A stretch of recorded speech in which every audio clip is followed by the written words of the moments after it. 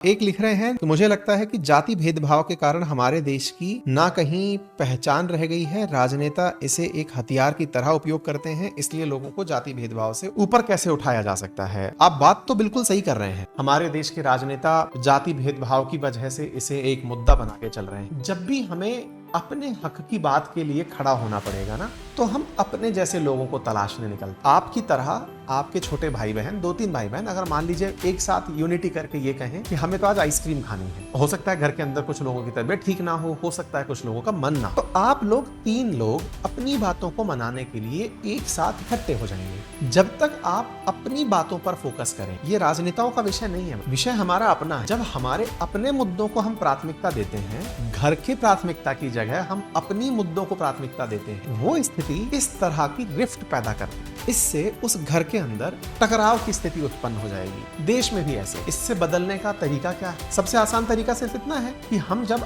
अपने के अलावा सबके बारे में सोचने लगेंगे तो ऑटोमेटिक लड़ाइयां खत्म हो जाएंगी। अब ये बात सब पर लागू होती है, चाहे भाषाई आधार पर आप देखें, चाहे आप क्षेत्रीय आधार पर देखें, चाहे जातीय आधार पर देखें, धार्मिक आधार पर देखें। जब व्यक्ति अपनी बात को श्रेष्ठ मानने लगता है, यहीं से कट्टरता जन्म लेती। जब जाति सोचने लगे कि मेरी जाति श्रेष्ठ है, तो जातीय हिंसाएं पनपती हैं। जब धर्म के लोग समझने लगे कि मेरा धर्म सबसे अच्छा है, तो आपने क्या किया ना, उस देश में रहने वाले बाकी सबसे अपने आप को अच्छा मानने की जिद पकड़ ली। यही जिद फिर आप लोगों को भड़काने लगती है, यही जिद आपको लड़ाने लगती है। तो देश में जब एक साथ रहना है, तो इसके लिए आवश्यक है कि हम अपनी चीजें अच्छी हैं ये माने, औरों की अच्छी हैं ये बात भी मान लें।